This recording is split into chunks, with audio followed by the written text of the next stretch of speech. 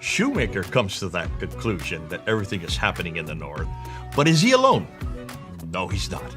Look and see the wealth of material. Wait till you see the people he uses to support what he says.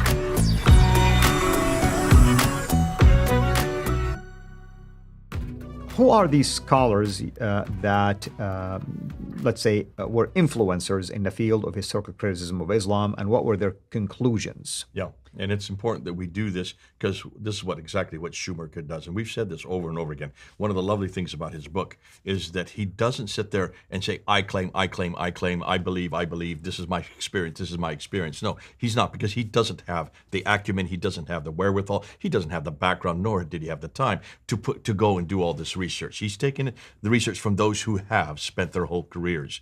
People who know the languages, people like Hoyland, who knows 18 languages, people like Patricia Krone, who knows 15 languages. They're the linguists who have gone back and actually read the documents, the original documents. None of us are able to do. I'm not capable, you're not capable. That's why we need to stand on the shoulders of those who've gone before. So almost everything that Shoemaker claims, he supports with this scholarship, with this academia. So let's look at some of the quotes that he does, and let's bring in some of these scholars that he's talking about. And let's talk about, first of all, the two that I'm going to bring up are Montgomery and Mount. This is what Montgomery has to say. And he talks about the fact that the Hijaz is just way too isolated for the Quran to have come from there. And this is what he says. The central Hijaz in the 7th century does not fit very well with the production of a text like the Quran. Tribal states of the Hijaz appeared to have been non-literate, as well as culturally insulated. And there is no evidence of any sufficient cultural contact between the peoples and civilizations of this region, that's the Hijaz, and the broader worlds of the Mediterranean, late antiquity, and Sasanian Iran, which you need to if you're going to make sense of this book called the Quran, because it's obvious that there's lots of interaction, cultural and theological, happening in this book. Munt also makes the same theme, but he talks more about Mecca and Yathrib, that they were nothing more than small oases at this time, just insignificant. And this is what Munt says. Mecca and Yathrib were some maybe 700 to 1,000 kilometers distant from even the borderlands of a cultural area, separated by a vast and punishing desert. Both settlements had very small populations and possessed limited economic significance, providing little occasion or encouragement for broader contact and cultural integration with this region. Yathrib, which later became Medina, in the pre-Islamic period was not even a town, but little more than a small oasis comprising a somewhat looser collection of disparate settlements focused on the cultivation of dates. Which is still to this day, by the way. Oh, is that so? Okay. Yeah. So you've been to Yathrib. You've been the to Medina. Medinan dates are known. I mean, very well known. Yeah, and much more today than back in the 7th century. Why? Because now it only had a limited amount of water. Today, now, with all the desalination plants, there are over 2 million people living in Medina today, but not back then, not just a few hundred. So that he goes on to say, so that it is hard to imagine that these caravans had any business there beyond perhaps acquiring some basic provisions before moving on to the next stop. So there you see two different scholars are very clear. There's nothing significant. They're not even mentioning Mecca, you notice. They're just talking about Yathrib. Why? Because there is no reference to Mecca in any of this material. Let's go to Patricia Krone herself, because she is by far the kingpin in this whole revisionist view. She is the one that's written about Mecca. She wrote an entire book on Mecca, looking and demanding and asking the same question. She really took on Montgomery walked on his whole trade route theory that I grew up with. I always heard about the trade route theory. That's why Mecca got its importance. And she shut that down with that book written in 1987, got a death threat from Muslims for writing that book, had to change her institution from Oxford to Cambridge because of that death threat. And that's why you have to pay attention when she speaks, because she has put her life on the line for her research. Right. Now, what does she say? Well, she says very clearly that the trade dwindled from Yathrib once the sea route was opened up. Although she actually even shuts that down because she says the sea route became important by the second century. Second century, everything went by maritime for the same reason we go maritime today. It's the cheapest way to go.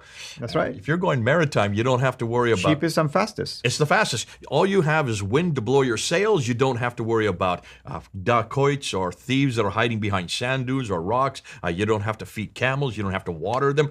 You just really, everything is as cheap as you can get. And Exactly. That's why we still do it even today. And the quickest way to deliver the merchandise as well. And you can see for miles ahead of you if there's any ship that's going to attack you. You can be well prepared. You can't do that when you're on land. And she even made that statement that if you take a ton of goods and just go 50 miles by land, just 50 miles, it costs the same amount as 1,250 miles by sea. There you go. Obviously, it's the cheapest. So that's why she shut down any notion that anything went through a place called Mecca. And she says this: once trade from South Arabia switched to sea transit, when she's talking about South Arabia, she's talking about Aden. Aden on the Arabian Sea. That's right. So switched to sea transit around the 1st century. So I was wrong. I said second. It's actually 1st century. It is hard to believe that any overland route that may have passed through Yathrib survived this competition for long. Notice she doesn't use Mecca there. No one's talking about Mecca. Only Yathrib, because Yathrib is referred to. We have references to it. Taif is referred to. We have reference for it. Najran, Sana, Aden, these are all referred to. We have references for those towns. They're all oases along the Western Plateau. No reference to Mecca. And she researched that herself. And we're just talking about Yathrib now, okay? So that's Patricia Crone. What about Hawting and Wansboro? Now, you can't get bigger names than that. Wansboro is the father of revisionism. Hawting is the one that did his book there on the 1st century of Islam. So he has gone back to that century, back to the 7th to the 8th century, from 622 up to 719. AD, and he says, let's look and see what we see there. So you have to trust him. That's why Shoemaker quotes him. And he says very clearly, both Hawting and Wansboro, both of them are very clear, there were no Jews that far south. So this is what he says. Ironically, the Jewish community of Yathrib is never mentioned even once in any Jewish source from antiquity, or any source outside the Islamic traditions for that matter. The Jews of late ancient Rome and Mesopotamia thus seem to have been completely unaware even of this community's existence. There is no reference. Hawting goes on to say there is not one reference of any Jews from a place called Yathrib, let alone let alone Mecca, because for one very good reason. Just look at a map and you can see why. So they were north. They were where the trade was. Yes. They were where the cities were. They were where the commerce was. You go where the commerce is. You don't go to a hamlet of a few hundred where there's nothing happening. Right. So that's why there are no Jews that far south. Yet when you look at the traditions, you have 3 complete big tribes there. Banu Qurayza, the Banu Nadir, the Banu Kainuka tribe. These are huge tribes that have been there for hundreds of years, and they dominated the trade. That's why Muhammad had to go there to arbitrate between them and the Ansar. If that was the case, they have been there. They outnumbered.